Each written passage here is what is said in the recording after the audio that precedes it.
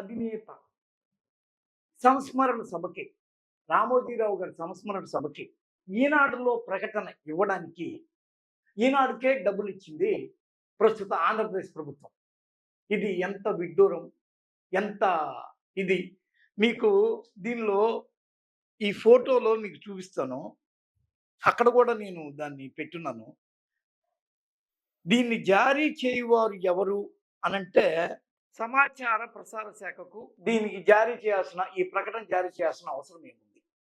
విచిత్రమైన విషయం ఏంటంటే ఇదే ప్రకటన ఈనాడులో వేయడానికి కూడా ఈనాడుకే తిరిగి ఆయన ఈనాడు అధిపతి 37,000 కోట్ల రూపాయలని సంపాదించి తన పిల్లలకి, సిబ్బందికి, ఇతర బంధుమిత్ర సపరివార గణానికి ఇచ్చిపోయిన ఒకానొక వ్యక్తి మళ్ళీ ఆ యాడు నిలువెత్తు యాడు దాని విలువ 80 లక్షల నుంచి ₹1,00,00,000 ఉంటుంది అని అంటారు. ఎందుకంటే 2 తెలుగు రాష్ట్రాల వ్యాప్తంగా మళ్ళీ ఆయన ఎవరు ఆంధ్రుడు కాదు. ఆయన ఇప్పుడు తెలంగాణ వాసి. తెలంగాణ వాసి అయి ఉండి ఆంధ్రలో సంస్మరణ సభ జరగడానికను ఆంధ్రలో పెట్టే సభకి ఈయనకి ప్రకటనలు. ఇక్కడ చూడండి ఏముంటుంది, నేను చదువుతానండి. సుప్రభాత సూర్యుడా వందనం, మహోన్నత తేజమా వందనం, తెలుగు వెలుగు మీడియా దిగ్గజం, ఆదర్శ పారిశ్రామికవేత్త, నిత్య కృషివలుడు, ప్రజల అభ్యున్నతకై శ్రమించిన మహామనిషి, పద్మ విభూషణ్ రామోజీరావు గారి అసాధారణ అద్భుత జీవితం మనందరికీ స్ఫూర్తిదాయకం, శక్తివంతం, ఆచరణీయం, చిరస్మరణీయం. వారి జీవితాన్ని స్మరించుకొని, విజయాల్ని తలుచుకొని, మధుర జ్ఞాపకాలని పంచుకునేందుకు వారి ఆదర్శాలను గౌరవిస్తూ మేము నిర్వహిస్తున్న ఈ సంస్మరణ సభకు హాజరు కావాల్సిందిగా కోరుచున్నాం. రండి, మరలి రాని మహామనిషికి శిరస మనస సమర్పిద్దాం సహృదయ సుమాంజలి.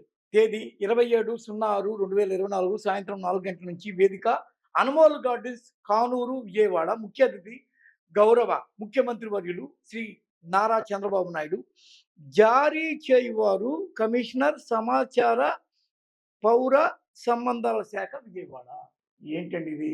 ఇదే రామోజీరావు గారి ఈనాడులో నేను చదివిన ఒక లెసన్ బట్టి చెప్తే, ప్రభుత్వపు కార్యక్రమాలు ఇప్పుడు మీకు అమ్మఒడని, అవని, చేయూతని, ఆసరా అని ఆయన ఎన్నిటినో బటన్ నొక్కి ప్రజలకి ఉదారంగా విరాళంగా ఇచ్చేస్తున్నాడని మొత్తుకుంటున్న ఈ ఎల్లో మీడియా వార్తా సంస్థల్లో ఒకసారి నేను చదివిన వ్యాసంగాన్ని బట్టి చూస్తే, ప్రభుత్వం నిర్వహించే ఆ సభల్లో రాజకీయ ఆరోపణలు చేయవచ్చునా అని చెప్పి అడిగి రాసి, సరే పోయేటప్పుడు ఆయన రాయాల్సిందంతా రాసిపోయాడు. జగన్ అరాచక పాలనని అంతమొందించాలన్న కోణంలో ఆయన ఇచ్చిపోయిన స్టేట్మెంటు అదంతా విధానము విధాయకము వేరే.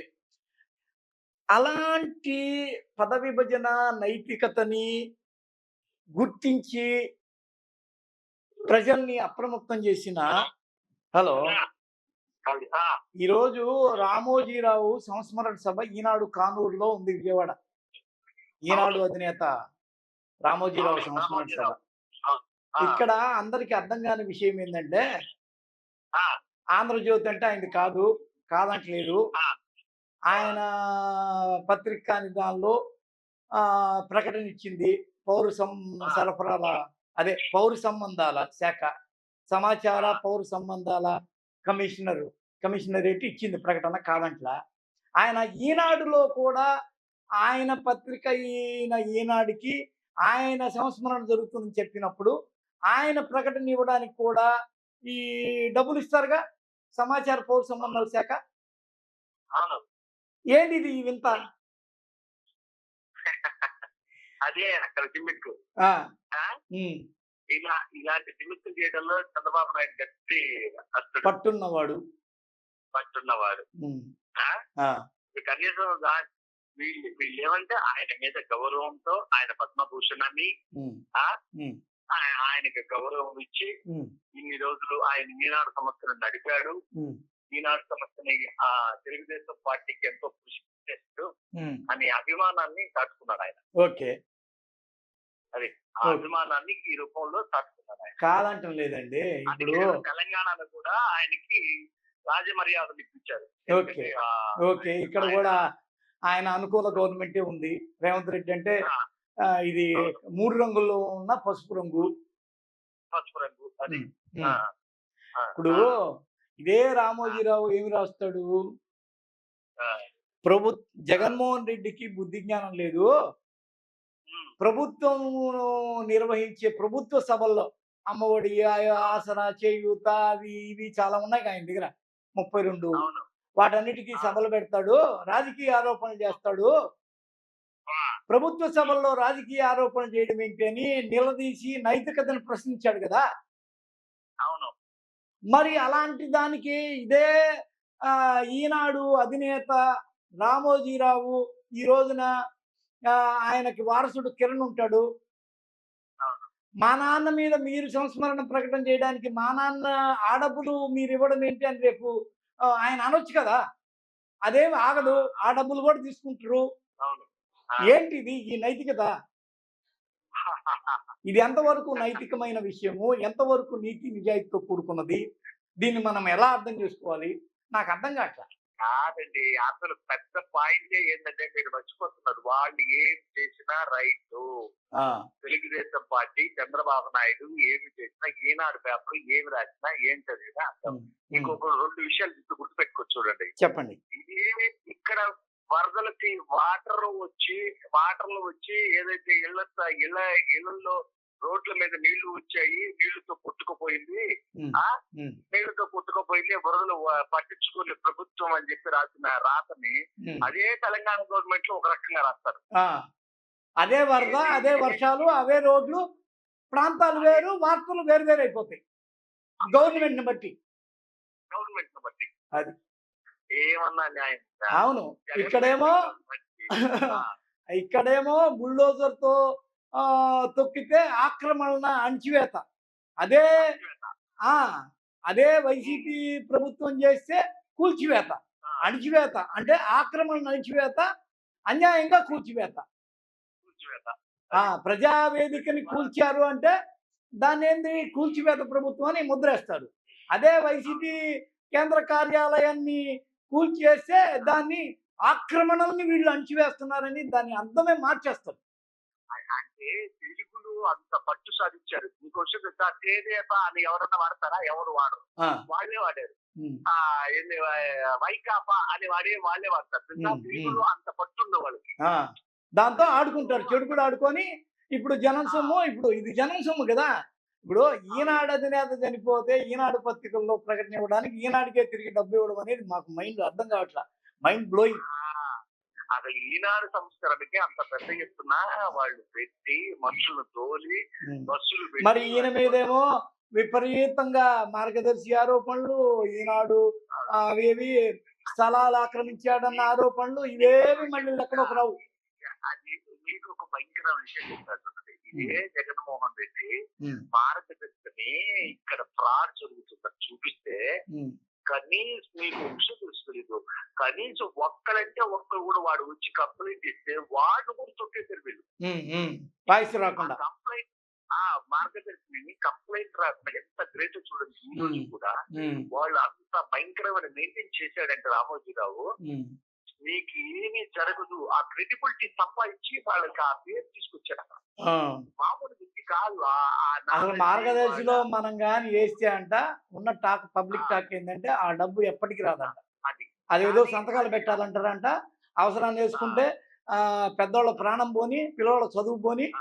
Don't care. ఆ! బేఖాతర్. ఓకే. మాకనవసరం. అది. మీరు ఆ! నలుగురు ముగ్గురు లేకపోతే ఇద్దరు గవర్నమెంటోళ్ళతో సంతకాలు పెట్టారంటారంట. దాన్ని ఆపేస్తారంట. అది అట్టే పడి ఉంటదంట. మూలుగుతూ ఉంటదంట ఆ డబ్బు. చీటీ పాట అయిపోయిన తర్వాత గూడా మాకు డబ్బులివ్వరు హ్మ్. అంటారు. ఆయన అవును. స్ఫూర్తిదాయకం ఎలా అయ్యాడో, ఆయన ఇన్‌స్పిరేషన్ ఎలా అయ్యాడో, దాన్ని ఆ! పట్టుకొని సంస్మరణ సభ పెట్టడం ఏందో, ఆ సంస్మరణ సభకి వాళ్ళకే మళ్ళీ సమాచార పౌర సంబంధాల శాఖ ద్వారా ఆర్‌టీఐ ద్వారా కొందరన్నారు. ఆర్‌టీఐ ద్వారా మీరు ఒకసారి ఈ డేటా తీయండి. అవును. ఎంత ఇచ్చుంటారో అవును. చూడండి. అది సుమారు 80,00,000 నుంచి ₹1,00,00,000 యాడ్ ఉంటదది. అవును. ఆ హ్మ్. యాడ్‌ని మీరు చూసుకోండి. వాళ్ళ ప్రకటన ఏసుకోండి. ఇప్పుడు ₹32,00,00,000 ఆస్తులు, పాస్తులు ఇచ్చిపోయాడు.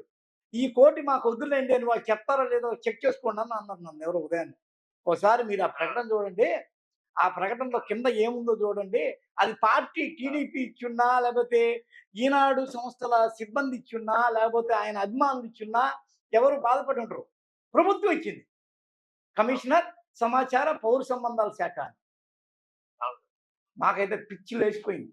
ఏందిరా నాయన ఇది ఒక ప్రైవేట్ వ్యక్తి ప్రభుత్వ పరంగా ఆయనకి పద్మవిభూషణ్ లాంటిది ఏదో ఒక అవార్డు రావడం తప్ప ఏ ప్రభుత్వపు ఇది ఆయన అనుభవించలేదు, చేయలేదు. పదవీ నిర్వహణ రాజ్యాంగబద్ధమైన హక్కులు, బాధ్యతలు ఆయన ఏమి చేపట్టలేదు.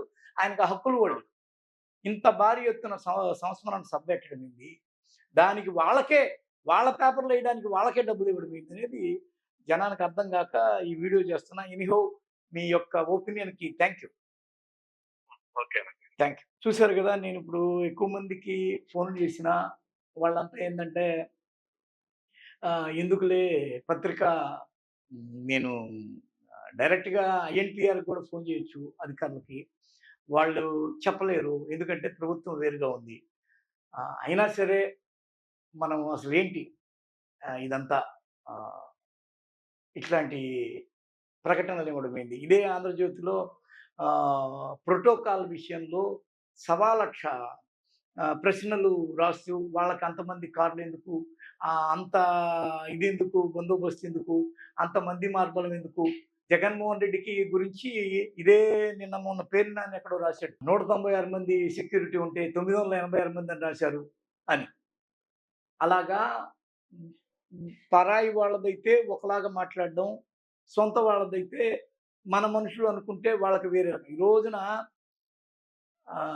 ఏడాది కూడా లేని దేవాంష్‌కి సెక్యూరిటీ పేరు నాని రాశాడు. అదంతా ఒక లిస్ట్ ఉంది. చంద్రబాబుకి, లోకేష్‌కి వాళ్ళ ఇంటిల్ల పాదికి సెక్యూరిటీ ఇవ్వడం. ఆ ప్రోటోకాల్‌ని ఎక్కడ దాని గురించి ప్రస్తావన చేయదు. ఈనాడు, ఆంధ్రజ్యోతి దాని గురించి మాట్లాడదు.